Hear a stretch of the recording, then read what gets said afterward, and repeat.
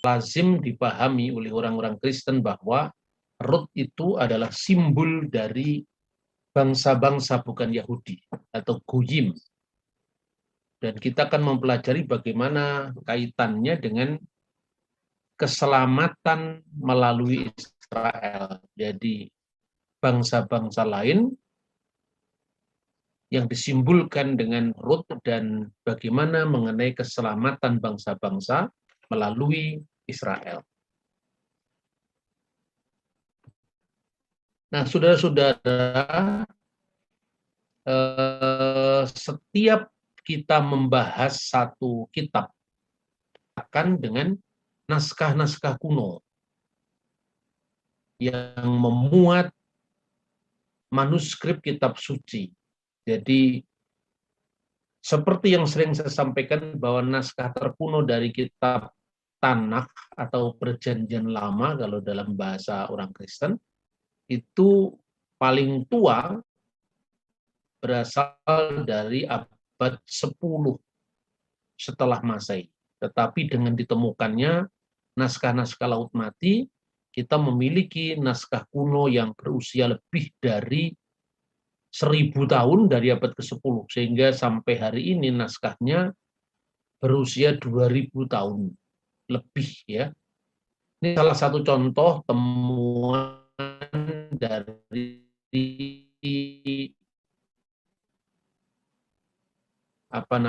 memuat kitab Rut pasal pertama.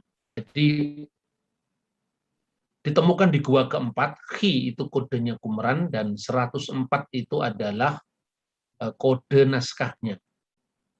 Teks ini Anda nanti bisa bandingkan, tentu kalau di dalam teks Qumran itu belum ada nikut atau tanda-tanda baca, titik-titik diakritik. Tapi di situ kalaupun ada perbedaan, itu rata-rata itu adalah perbedaan dalam cara penulisan, seperti yang sudah sering kita bahas. Jadi teks ini menyaksikan tentang pasal 1, ya, pasal 1 dan yang paling atas itu sayangnya saya tidak berhasil untuk memperjelas itu ya, goresan huruf-huruf Ibrani itu. Jadi sampai hari ini Anda bisa bandingkan dengan naskah Masoretik dari teks yang sama, pasal pertama ya, misalnya Wayehi bime sepotha sopetim. Pada zaman memerintahnya para hakim, Wayehira abba arets, maka ada kelaparan di negeri itu. Wayeh seorang laki-laki meninggalkan pergi dari Bethlehem di wilayah Yudea lagur bis Moab. Lalu dia menuju ke tanah Moab ya. Dia wiisto bersama istrinya Ushani Banaf dan bersama kedua anaknya. Anda perhatikan ini dalam naskah Qumran, naskah Masoretik itu tidak ada perbedaan. Lalu ada satu contoh lagi, itu adalah naskah yang ditemukan di Qumran juga, gua kedua. Khi itu kode Qumran, ya 16 itu kode naskahnya, atau kadang-kadang disebut dengan 2 Khi Rut Alef. Jadi 2 maksudnya di gua kedua Qumran, kitabnya kitab Rut, dan itu naskahnya naskah Alef. Berarti ada naskah Bet, artinya ada naskah yang perbandingannya, karena tidak hanya satu ditemukan naskah itu. Nah, saudara-saudara bisa melihat goresan dari huruf yang paling atas ya, karena ini naskah ini ada kerusakan ya. Kemudian bisa dibandingkan dengan huruf yang saya beri tanda merah itu. Huruf yang saya beri tanda merah itu sebetulnya mengawali sebelum kata yang kedua ya. Di situ tertulis wa yisbat lah kali wa tokal wa tisba wa totar misalnya. Jadi Ini Rut pasal 2 ayat 14. Dan artinya saya kira dari atas ya, karena sebelum naskah ini tidak saya sertakan, tetapi kira-kira kalau diartikan dari naskah sebelumnya lengkap itu ayat 14 itu, ketika sudah waktu malam berkatalah Boas kepadanya, datanglah kemari, makanlah roti ini dan celupkanlah suapmu ke dalam cuka ini, lalu duduklah ia di sini. Penyabit-penyabit itu dan Boas menunjukkan berkas gandum kepadanya, makanlah Rut sampai kenyang, bahkan ada sisanya. Ini dari Rut pasal 2 ayat 14. Keduanya itu adalah naskah yang ditemukan di Laut Mati yang usianya sudah lebih dari 2000 tahun. Ini selalu saya tekankan berulang-ulang karena biasanya orang menuduh bahwa Alkitab itu sudah dipalsukan, maka saya tidak perlu harus menjawab dengan perdebatan atau menjawab dengan silat kata, tapi saya ingin menunjukkan bukti-buktinya bahwa naskah kuno yang usianya lebih dari 2000 tahun masih bisa diidentifikasi. Kalaupun ada varian teks ya bisa jujur kita daftarkan, kalau ada perbedaan ortografi juga jujur kita bisa muat, dan itu tidak sulit untuk dijumpai dalam publikasi-publikasi sekarang. Kemudian inilah naskah yang berasal dari abad ke-10 yang dikenal dengan naskah Masoretik. Jadi kalau saudara perhatikan bunyinya sama dengan yang tadi kita baca di naskah-naskah Laut Mati. Ini pasal 1 yang mulai pada baris kanan ya, baris kanan itu terakhir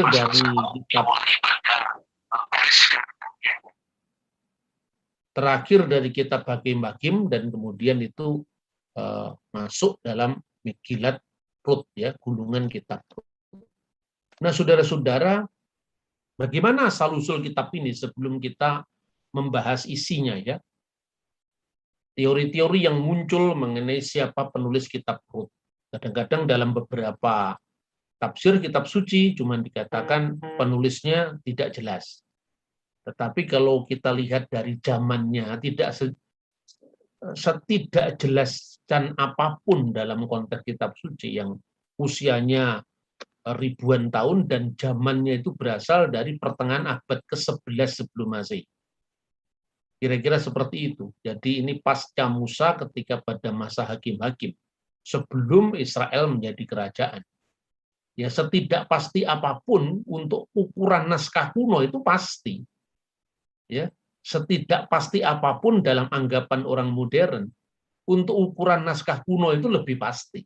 Karena terlalu banyak manuskrip pembanding, dan kalaupun ada perbedaan dalam konteks misalnya penafsiran para teolog, itu kan sebetulnya bisa diuraikan metodologinya, terus kemudian asumsi-asumsi yang diambil dari data-data atau naskah-naskah yang dimasalahkan.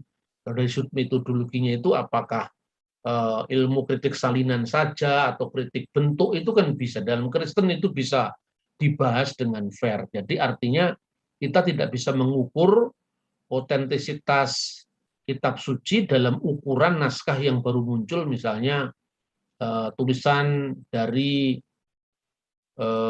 naskah Majapahit dari abad ke-15 atau naskah Sriwijaya abad ke-7, tentu tidak seperti itu. Jadi kalau naskah dari abad ke-7 saja, misalnya Prasasti Kedukan Bukit, itu bisa mengandung saling silang tafsir, apalagi naskah yang berasal dari abad 11 sebelum Masehi. Nah, beberapa pendapat bahwa buku ini disusun sebagai permintaan maaf atas kedudukan Raja Daud selama masa hidup Daud, dan mungkin Nathan, ya, dihubungkan dengan Nathan. Itu kan spekulasi-spekulasi dari para teolog. Ada pendapat lain yang memandang buku ini sebuah polemik pro Daud yang disusun pada masa pemerintahan Daud. Pemerintahan Salomo yang panjang dan relatif memberikan konteks yang ideal bagi pengembangan budaya termasuk sastra, yang di sini merupakan salah satu mekarnya sastra itu yang paling mungkin untuk bagaimana penulisan kitab ini, katanya seperti itu. Kitab Rut memiliki kemiripan yang lebih dekat dengan apa yang disebut narasi Yahwist. Ini bagi ahli-ahli perjanjian lama yang menganut teori sumber. Ya, sekalipun dalam hal ini saya tidak menganutnya. Tentang peristiwa dan kisah-kisah dalam 1-2 Samuel, ketimbang kisah-kisah dalam 1-2 Tawarik dan kitab Ester. Ada banyak sekali pandangan. Dan ini dalam kekristenan bebas-bebas saja. Serangkaian frasa yang menyerupai ekspresi yang ditemukan dalam literatur Israel sebelum masa Elisa dan menafsirkan dugaan adanya pengaruh bahasa Aram sebagai bukti dialek Ibrani di wilayah Israel Utara. Jadi artinya setelah perpecahan kerajaan Israel. Ada yang menyarankan bahwa kitab ini mungkin disusun di Israel Utara pada abad 9 sebelum Masehi. Namun tidak dijelaskan mengapa kisah indah tentang asal-usul Daud begitu penting bagi seorang penulis yang tinggal di wilayah Israel Utara. Sebab wilayah utara setelah perpecahan dengan wilayah selatan, itu dia tidak bisa menemukan legitimasi dari kekuasaan kerajaan Yerobeam karena bukan keturunan Daud. Lalu kenapa kitab ini diusulkan ditulis di wilayah utara, sementara justru wilayah utara itu justru menghindar dari identifikasi para penguasanya dari Daud, karena itu bukan keturunan Daud, itu adalah orang kepercayaan Salomo. Tetapi kalau Israel kalau Yehuda yang di sebelah selatan, tentu itu pasti ada pengagungan terhadap Raja Daud. Tapi apapun yang kita bahas ini sesungguhnya kebebasan dalam taraf yang cukup tinggi itu telah diterapkan bagi telaah kitab suci yang mungkin tidak pernah diterapkan kepada kitab suci manapun selain Alkitab. Jadi ini yang harus saya tekankan berulang-ulang, karena tentu tidak bisa membandingkan misalnya naskah yang begitu beragam, mulai dari kira-kira zamannya Musa, ya ada yang memberikan penanggalan untuk kira-kira abad ke-14 sebelum Masehi, ada yang memberikan penanggalan abad 13 sebelum Masehi, sampai abad pertama Masehi, yang terakhir yaitu ketika Rasul Yohanes menulis surat-suratnya dan kitab Wahyu dan Injil Yohanes.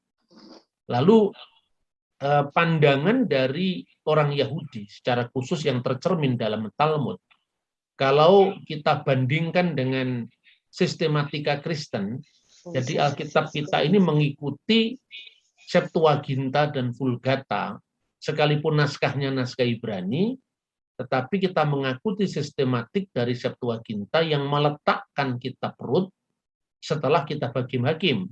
Karena memang urutan historis kronologisnya seperti itu.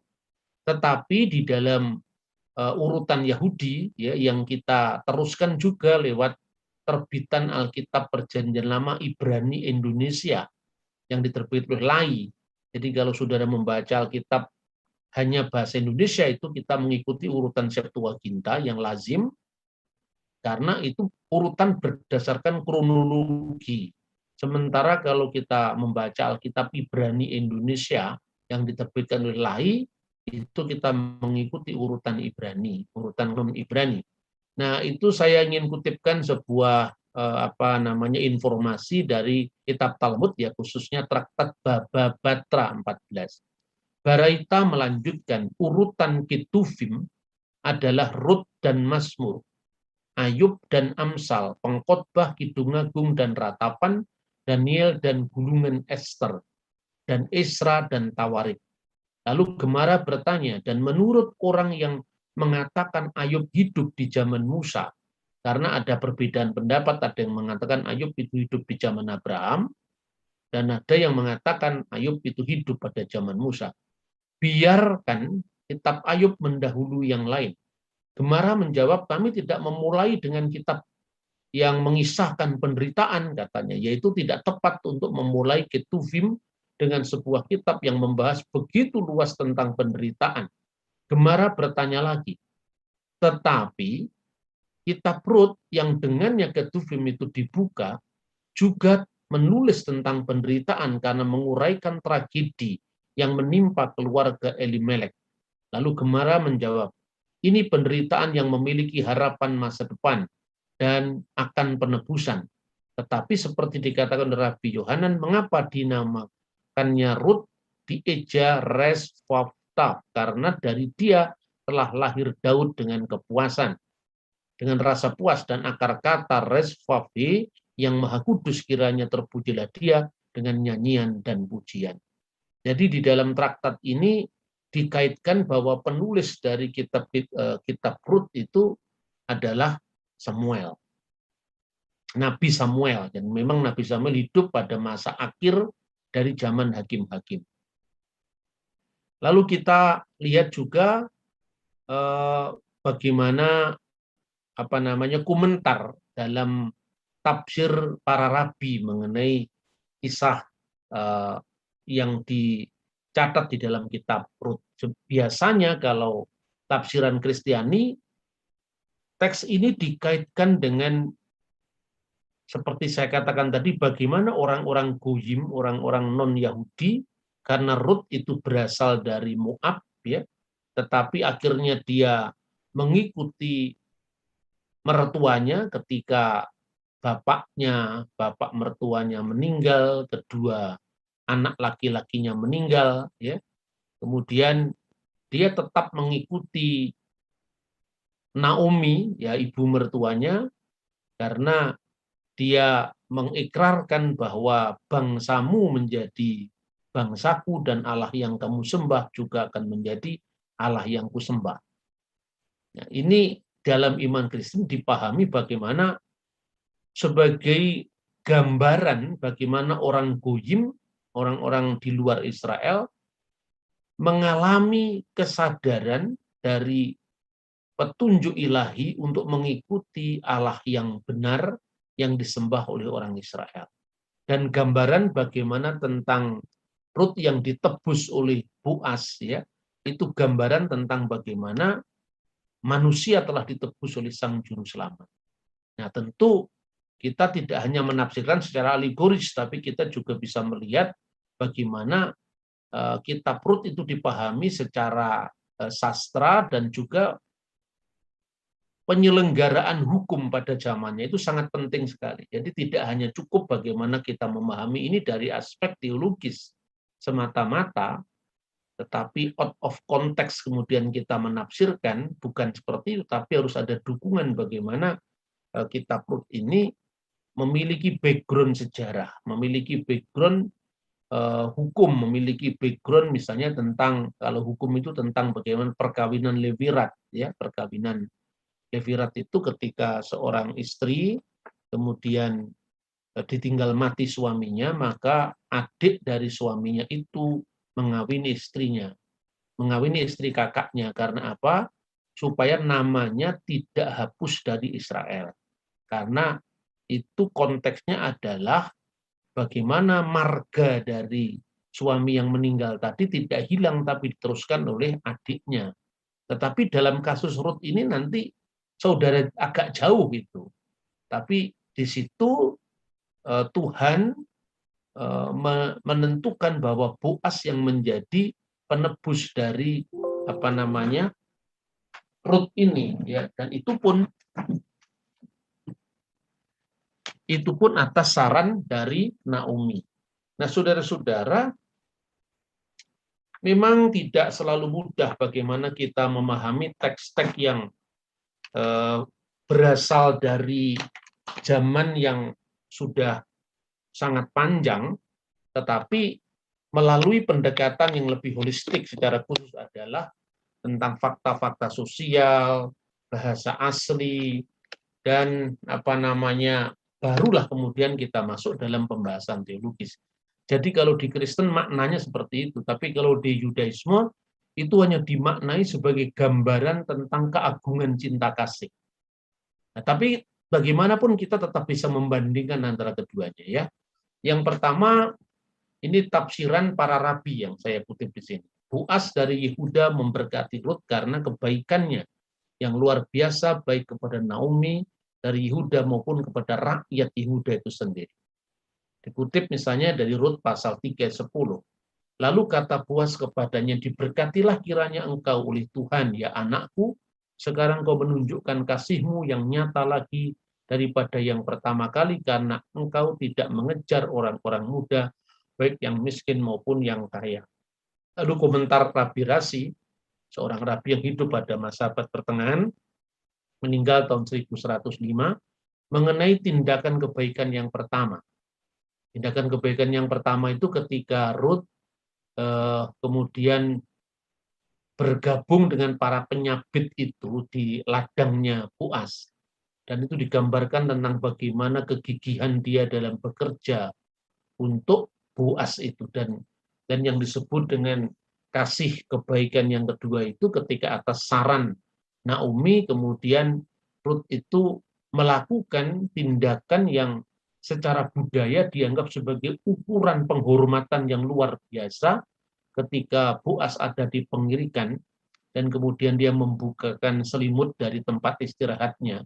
Ketika dia ketahui itu adalah Ruth, maka disitulah yang dianggap sebagai kebaikan yang kesopanan yang luar biasa, dan itu ditutup dengan kata-kata karena semua orang Yehuda tahu bahwa Ruth adalah seorang wanita yang baik-baik. Jangan sampai nanti ungkapan itu diartikan bahwa ini adalah tindakan seorang perempuan mendatangi laki-laki. Ya, kita harus melihat itu dari konteks budaya pada zaman itu. Nah, komentar Rabi Rasi itu begini, yang kamu lakukan dengan ibu mertuamu itu kebaikan luar biasa, pengabdian dari Ruth kepada Naomi ibu mertuanya setelah ditinggal mati Elimelek dan kedua anaknya, yang salah satu dari itu adalah suaminya dari Ruth yang juga meninggal ketika di Moab. Kebaikan Ruth seperti yang dicatat dalam kitab Ruth itu oleh Boaz dalam tradisi Yahudi dilihat sebagai perbedaan yang mencolok dengan orang-orang Moab. Tempat Ruth itu berasal, dan Amon pada umumnya yang dalam Taurat dicatat karena kekurang-baikan mereka. Dalam tradisi Yahudi yang lain, misalnya di dalam Targum Yonatan misalnya, digambarkan ketika Abraham mengunjungi Ismail yang kemudian diterima oleh istrinya yang kurang hormat kepada mertuanya itu, kemudian Abraham menitip pesan kepada istrinya Ismail agar mengganti palang pintu rumahnya. Nah, ternyata Ismail tahu bahwa itu artinya dia harus mengganti istri. Makanya digambarkan dalam Targum itu istri Ismail adalah dua. Tapi ini gambaran-gambaran seperti ini tidak bernilai historis karena Targum Yonatan itu berasal dari abad ke-8 setelah Masehi. Jadi itu munculnya setelah zaman Islam. Sekalipun informasi-informasi lain dari Targum Yonatan dalam bahasa Aram ini tetap kita pertimbangkan karena sebagian yang lain itu adalah melestarikan tradisi tafsir yang lebih tua. Apabila itu dijumpai dalam teks-teks Yudaisme yang bisa ditemukan paralelnya dengan sejarah yang lebih tua. Nah, kemudian seperti dicatat dalam Ulangan pasal 23:5, karena orang-orang Amon dan Moab tidak menyambut kamu dengan roti dan air dalam perjalanan ketika kamu meninggalkan Mesir. Karena orang-orang Moab menyewa Bileam bin Beor dari Petor yang di Aram Naharaim terhadap engkau untuk mengutukmu. Dan catatan Rasi tentang perjalanan Israel di jalan menuju dalam perjalanan Eksodus itu ketika kamu berada dalam keadaan yang sangat lelah, tidak ditolongnya. Dan itulah yang menyebabkan kenapa sebetulnya dilarang orang menikah dengan orang Moab. Nah, tapi anehnya kisah Rut itu mengecualikan larangan orang-orang Yahudi untuk sebaiknya tidak menikah dengan orang Moab, orang Amon, karena mereka tidak berlaku ramah, tidak menyambut Bani Israel dengan roti dan air ketika mereka dalam perjalanan yang sangat melelahkan. Jadi ini luar biasa, cerita Rut ini mengecualikan larangan perkawinan campur beda suku, ya, beda suku yang dalam banyak tema-tema besar Alkitab itu dianggap tercela. Kemudian menurut Rut Rabbah, jadi itu semacam komentari dari kitab Rut dari tradisi para rabi, Rut adalah saudara perempuan Orpa dan keduanya adalah putri Eglon Raja Moab, sedangkan Eglon adalah putra dari Balak. Ini tradisi Yahudi, ya.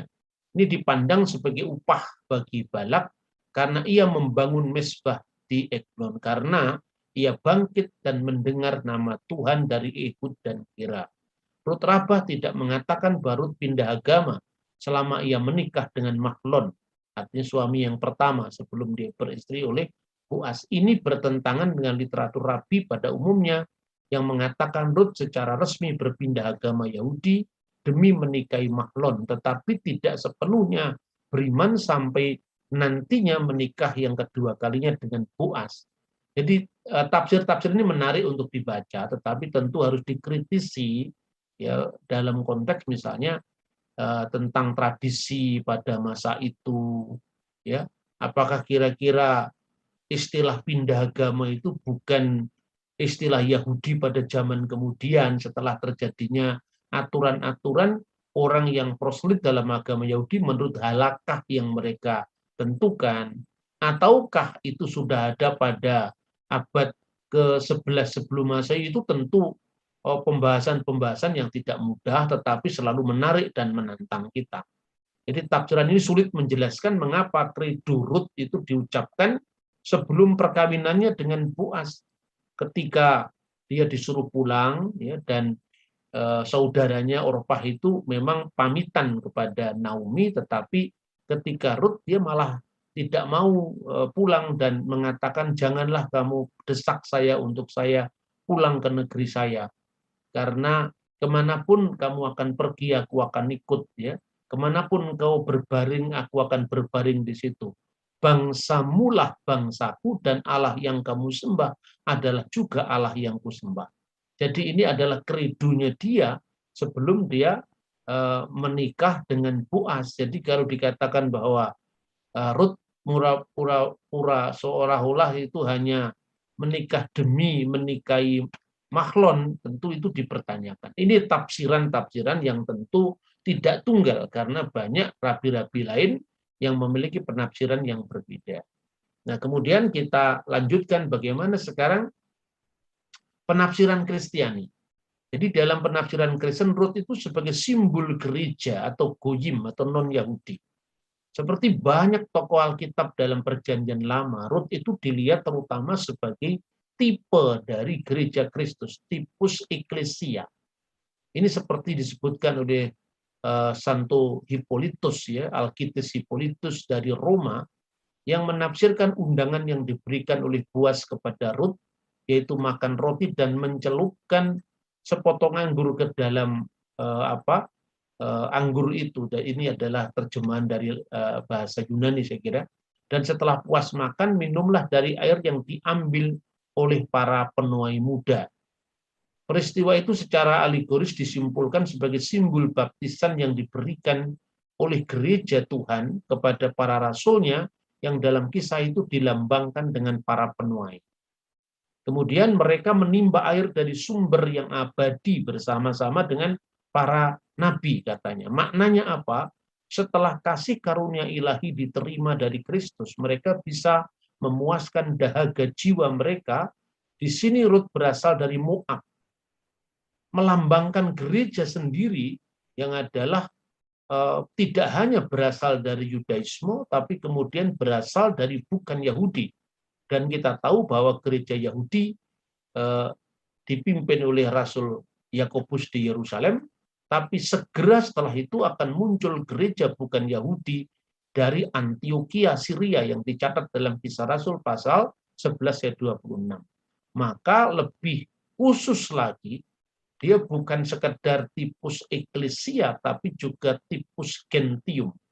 Jadi bukan sekedar simbol gereja, tetapi juga simbol bagi gereja-gereja bangsa-bangsa non-Yahudi yang bertobat ke dalam iman kepada Kristus. Dan kaum Moab menjadi anggota komunitas Tuhan setelah meninggalkan semua milik nenek moyangnya. Properti dari Moab ditinggalkan semua oleh Rut, dan karena alasan itu Rut dilihat sebagai sosok Gentile Christianity, kekristenan bangsa-bangsa lain yang menolak Avodah Zarah, penyembahan asing, karena dia tidak lagi menyembah ilah-ilah bangsanya, tapi menyembah Allah yang disembah Israel, dan berbalik dengan penuh semangat kepada iman Kristen. Nah, jadi Itu yang ditekankan dalam penafsiran-penafsiran Kristen. Jadi ungkapan dalam Rut pasal 116 itu sangat penting ya. Eh, Jadi janganlah desak aku meninggalkanmu dan pulang dengan mengikutimu, sebab kemana engkau pergi, di situ pula aku akan pergi, kemana engkau bermalam, di situ aku akan bermalam, bangsamu adalah bangsaku, dan Allah yang kamu sembah adalah Allah yang aku sembah. Fakta bahwa Rut dikecualikan dari larangan Alkitab agar Israel tidak menikah dengan Bani Amon dan kaum dari rasnya, dan ia masuk dalam persekutuan umat Israel dijelaskan dengan mengacu pada 1 Timotius pasal 1 ayat 9. Hukum Taurat itu bukan bagi orang yang benar, melainkan bagi orang yang durhaka dan lalim, kata Rasul Paulus. Di sini Rut adalah wanita saleh yang mampu mengatasi sanksi yang tertulis dalam Ulangan pasal 23 ayat 4 tentang larangan Israel untuk menikah dengan bangsa Moab dan bangsa lain. Rut bisa dianggap sebagai model karena kesetiaannya kepada Naomi, wanita Israel itu, yang dengannya ia bersumpah untuk tinggal sampai mati. Jadi keagungan kasih yang abadi. Bangsa Israel sebagai bangsanya dan Allah Israel sebagai Allah yang disembahnya adalah teladan bagi para petobat yang dipanggilnya untuk tekun di dalam Dia. Nah, saudara-saudara, karena itu dalam tafsir Yahudi pun akhirnya, sekalipun tidak secara eksplisit bisa dibaca langsung dari tipologi Rut itu, tetapi dalam bagian yang lain ya, misalnya Midrash Bereshit Rabbah 12, kita membaca hal-hal yang diciptakan sempurna oleh Tuhan karena manusia berdosa telah menjadi rusak dan tidak kembali ke kondisi sempurna seperti semula sampai datangnya anak yang dinamai Peres. Menurut nubuat dalam Kejadian pasal 37 ayat 29 dan Rut pasal 4 ayat 18, yaitu sang raja Mesias dari suku Yehuda. Jadi sekalipun mungkin penafsiran Yahudi tidak terlalu eksplisit mengaitkan kitab Rut sebagai tipe dari umat Goyim yang bertobat kepada Israel yang dikaitkan langsung dengan Mesias. Tetapi dalam tafsiran Midrash, yang itu adalah Midrash untuk kitab Kejadian, itu disinggung tentang Rut pasal 4 ayat 18 mengenai anak yang dinamakan Peres. Dan itu apa? Kita bisa lihat ini. Di akhir dari kisah Rut itu dengan Boaz setelah dia menikah, itu diakhiri dengan silsilah ya, toledot dari Peres itu. Jadi inilah toledot atau keturunan dari Peres. Peres memperanakkan Hezron, Hezron memperanakkan Ram, Ram memperanakkan Aminadab, Aminadab memperanakkan Nahason, Nahason memperanakkan Salmon, Salmon memperanakkan Boaz, Boaz memperanakkan Obed, Obed memperanakkan Isai, dan Isai memperanakkan Daud. Dan teks ini juga akhirnya dilanjutkan, dilengkapi sampai pada silsilahnya Yesus Kristus dalam Injil Matius pasal 1. Ya, saudara-saudara itu. Tapi sebelum kita mengakhiri teks ini, kita bisa membaca dulu bagaimana tadi sudah saya singgung tentang pertemuan dari Rut dengan Boaz ya, tetapi kita bisa membaca lebih lanjut dari pasal 4 sebelum kita mengakhiri teks ini ya. Jadi tadi sudah saya sampaikan tentang Rut dan Boaz di tempat pengirian, kemudian pengirikan dan di situ bagaimana dia menunjukkan rasa hormatnya kepada sang majikan itu, yang sungguhnya adalah kerabat dari Elimelek sendiri, tapi agak jauh kekerabatannya. Karena Elimelek tidak punya anak selain 2 anaknya yang sudah menikah tadi. Kemudian Naomi mengatur sebuah rencana untuk kebahagiaan Rut agar kemudian dia bekerja pada Boaz dan menunjukkan sikap sopan dan sikap baktinya untuk tentu wilayah masyarakat patrilineal di Timur Tengah pada saat itu. Lalu pasal 4 kita bisa lebih jelas belajar dari sini ya. Ayat 1, Boas telah pergi ke pintu gerbang dan duduk di sana. Kebetulan lewatlah penebus yang disebutkan Boas itu. Jadi kira-kira seperti ini, Elimelek itu memiliki warisan tanah. Nah, warisan itu karena Elimelek sudah meninggal, kedua anak laki-lakinya sudah meninggal, dia tinggal sendiri, Naomi, bersama menantunya tadi yang sudah tinggal mati suami tadi. Lalu dia menawarkan untuk dijual. Nah, ini berkaitan dengan gagasan perkawinan kuno yang disebut perkawinan levirat. Levirat itu perkawinan dengan apa itu ipar sebetulnya. Jadi kalau seorang istri suaminya meninggal, lalu adik laki-lakinya tadi mengawini apa namanya istri kakaknya yang sudah meninggal tadi untuk melanjutkan nama sang kakak supaya namanya tidak hilang dari Israel. Nah, karena Elimelek tidak punya anak lagi, ya, maka kemudian dia merancangkan kepada keluarga yang agak jauh, yaitu keluarga Boas. Dan ternyata Boas jatuh cinta pada Ruth, ya. Kemudian, tetapi dia masih berpikir barangkali ada Goel, ada penebus yang lebih baik dari dia. Lalu ketika orang lain itu ditawarkan tentang tanah yang akan dijual itu dengan tambahan kalau Ruth juga disertakan dalam transaksi pembelian itu, karena ini jangan dianggap itu penjualan wanita, bukan itu maksudnya. Tetapi ini berkaitan dengan kalau tanah itu soal perdata, tetapi kalau mantan menantunya, artinya kalau sudah dinikahi orang lain kan bukan lagi menantunya. Itu artinya harus dilakukan karena apa? Yang kedua itu berkaitan dengan meneruskan nama dari keluarga itu. Jadi dalam sistem kekerabatan Timur Tengah itu, khususnya untuk masyarakat Israel, nama itu tidak boleh hilang. Makanya ketika dia mati dan dia tidak memberikan anak, nama dari keluarga itu harus dilanjutkan. Jadi sekali lagi jangan teks ini kemudian dipahami menurut logika orang modern yang tidak mengenal tradisi perkawinan levirat, kemudian ini masa apa beli tanah plus ditambah apa namanya perempuan, bukan seperti itu, ditambah janda cantik, bukan seperti itu. Jadi kita mesti melihat ya, penjualan tanah itu adalah persoalan perdata, tentu keperdataan menurut hukum pada zaman itu. Kemudian ditambahkannya Ruth berserta dengan tanah yang dijual itu, konteksnya adalah agar melanjutkan tradisi levirat itu untuk untuk meneruskan nama, ya, untuk meneruskan nama tadi. Ya, saya kira seperti itu konteksnya. Lalu kenapa dia pergi ke pintu gerbang?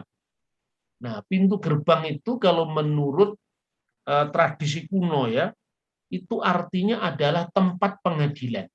Nah, tentu ketika bicara pengadilan juga jangan membayangkan itu adalah gedung yang sudah permanen seperti di zaman sekarang.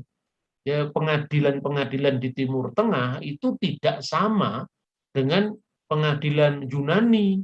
Jadi pada zaman Yunani kuno misalnya pengadilan itu dilakukan di apa namanya Areopagus misalnya, seperti kasusnya Paulus diadili itu Areopagus. Jadi di situ ada pengacara, ada advokat lah, ada parakletos, advokat itu bahasa Yunaninya, yang membela, kemudian ada hakim yang menuduh, dan tempatnya itu ada di gedung. Itu budaya Yunani. Tapi dalam budaya Timur Tengah, pengadilan itu diselenggarakan bisanya di gerbang kota. Mengapa di gerbang kota? Logikanya apa? Ini praktek hukum zaman kuno. Di gerbang kota karena apa? Itu sebetulnya berkaitan dengan asas keterbukaan dalam mengadili sebuah kasus. Transparansi di dalam membuka kasus kepada rakyat yang banyak.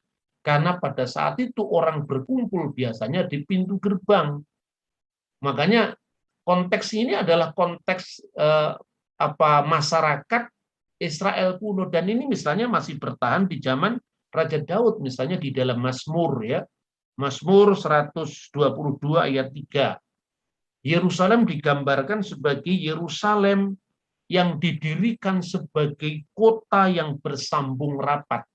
Ya, disebutkan Yerusalem habinuyah kiir sihu berahlah yafda.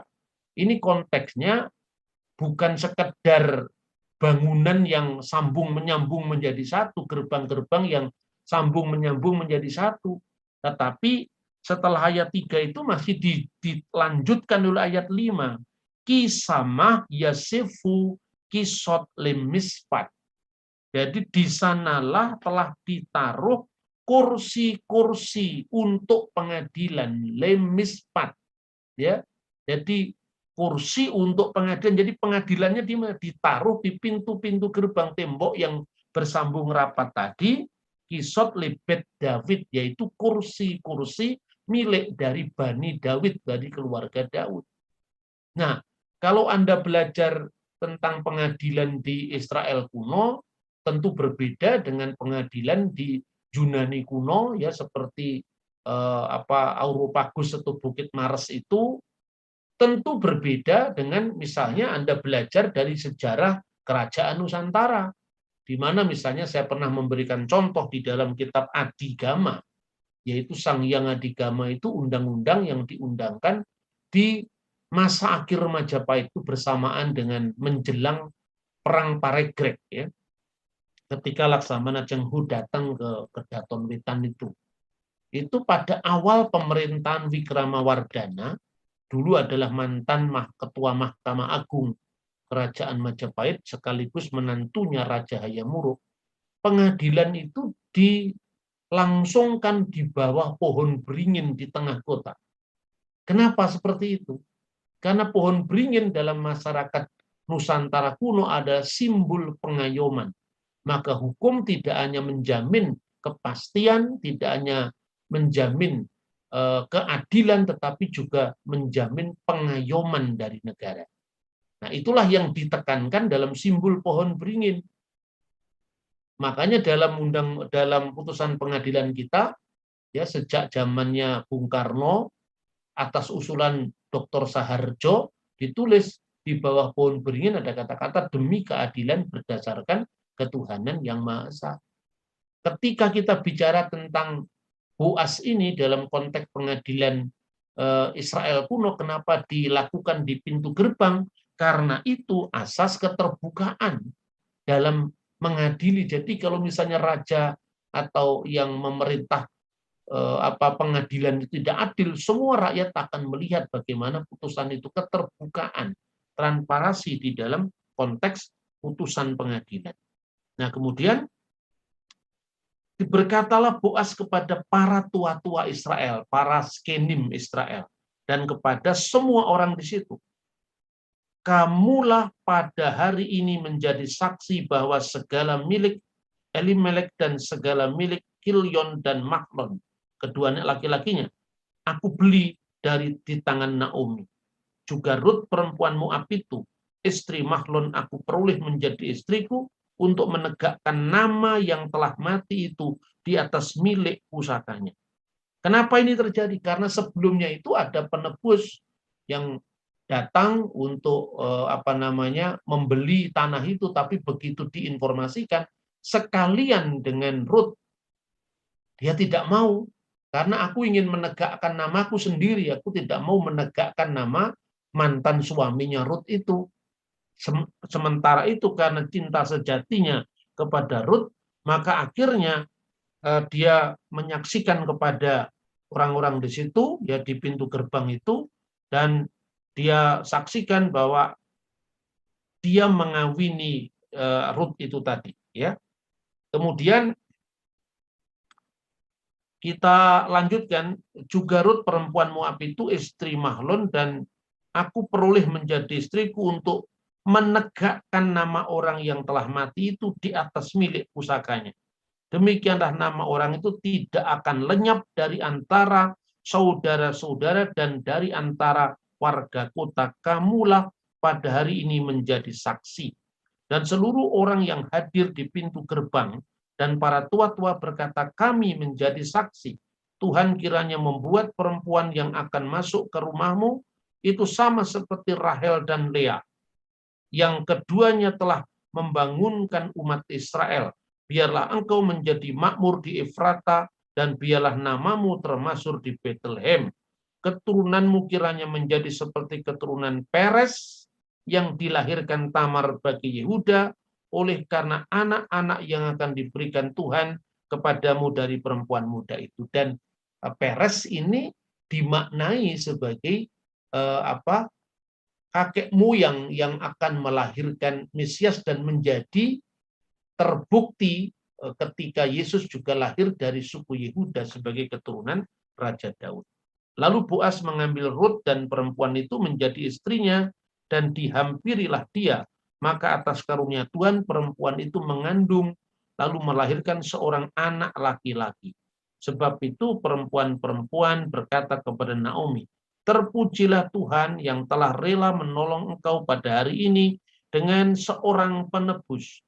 Termasyhurlah kiranya nama anak itu di Israel.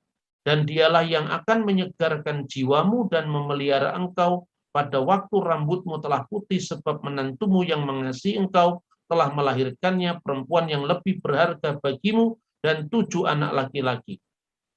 Dan Naomi mengambil anak itu serta meletakkan pada pangkuannya dan dialah yang mengasuhnya. Nah, ingat kisah yang pernah saya sampaikan ketika membahas tentang Hagar dan Sarah. Bagaimana pola pengangkatan anak dalam tradisi kuno di Timur Tengah, termasuk undang-undang Hammurabi, undang-undang Lipit Ishtar, ya. Jadi sebetulnya ini merupakan sebuah penyempurnaan yang lebih baik daripada hukum yang dulu berlaku pada zaman Musa. Jadi berlaku pada zaman Abraham. Jadi dalam undang-undang Lipit Ishtar, Prasasti Nusi, undang-undang Hammurabi, itu harga perempuan itu sepertinya tidak setara dengan laki-laki. Jadi ada subordinasi gender sebetulnya. Gender perempuan di bawah laki-laki. Terbukti apa? Ketika perempuan sama sekali tidak bisa melahirkan anak bagi sang suami, perempuan itu dianggap seperti barang yang tidak berharga dalam undang-undang Timur Tengah kuno.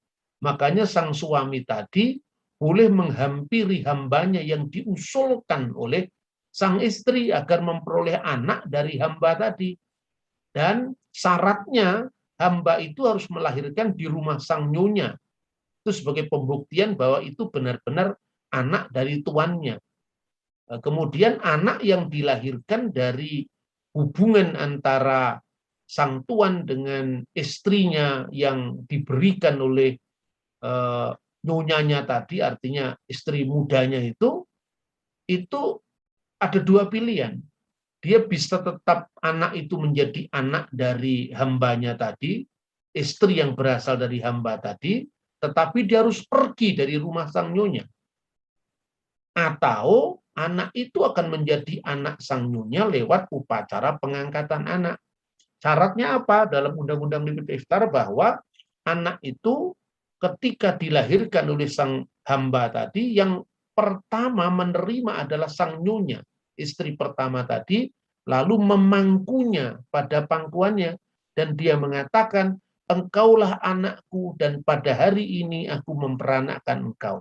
Dan saat itu anak sang hamba tadi statusnya menjadi anak sang nyonya. Kecuali apabila sang nyonya pada akhirnya memiliki anak, maka anak yang diadopsi dari hamba tadi tetap mendapat waris, tapi bagiannya separuh dari warisan anak yang dilahirkan oleh sang nyonya. Dan hak kesulungan tetap ada pada anak sang nyonya, bukan pada anak dari sang hamba.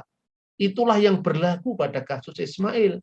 Sehingga ketika orang mengatakan ambillah anakmu yang tunggal yang engkau kasih, yaitu Ishak. Loh, sudah punya anak Ismail kok masih disebut Ishak anak yang tunggal? Itu memahami menurut konteks zaman kita. Tidak dipahami menurut konteks hukum pada zaman itu.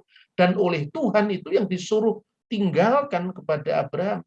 Jadi tinggalkanlah negerimu itu bukan sekedar meninggalkan negerinya dari Mesopotamia bergerak ke wilayah Teuturi yang lain, tapi meninggalkan hukum yang tidak adil. Lah kok malah Abraham menuruti suara istrinya untuk mengambil Hagar. Tetapi dalam kasus dengan kitab Rut ini lain. Jadi Naomi mengambil anak itu serta meletakkannya pada pangkuannya dan dialah yang mengasuhnya. Nah, ini adalah sebuah pembaruan hukum menurut saya, karena kalau pada zaman itu, pada zaman Abraham memangku anak itu terbukti dari Undang-Undang Lipit Ishtar, Undang-Undang Hammurabi. Itu konteksnya belum bisa menyelesaikan ya persoalan-persoalan perhambaan, tetapi ini diadopsi dalam konteks keluarga. Jadi artinya hubungan antara keluarga besar Elimelek itu tidak terhapus dengan ketika perempuan yang ditinggal mati suami tadi menikah dengan kerabatnya yang terdekat. Jadi ini kira-kira pandangan-pandangan yang bisa dikembangkan dari sudut pandang praktek hukum pada masa kuno. Jadi sekali lagi saya sampaikan bahwa kita tidak boleh mengukur sebuah kasus yang jaraknya 2000 tahun sebelumnya dipahami menurut konteks kita sekarang. Itu sebuah anakronisme yang menurut saya justru tidak saintifik, tidak ilmiah. Seperti anak tunggal tadi, bagaimana Ishak disebut anak tunggal atau anak sulung, sementara sudah ada Ismail. Itu kan hukum kita, zaman kita sekarang. Nah, padahal kita tidak bisa melihat itu dari ribuan tahun yang lalu dengan ukuran kita. Bahkan menurut saya, tafsiran-tafsiran para rabi pun itu harus diukur dari konteks sejarah ini. Tidak bisa misalnya asalkan itu orang Yahudi yang menafsir, cukup dari sudut pandang ilmu bahasa atau sastranya, Anda langsung percaya. Tidak bisa seperti itu. Karena apa? Tafsiran-tafsiran Yahudi itu juga beragam. Mungkin gambaran bahwa Peres itu akan melahirkan sang Mesias tidak terlalu kuat sekarang. Karena konteksnya masyarakat Yahudi modern itu sudah mulai melakukan redefinisi dalam pengharapan mesianik mereka.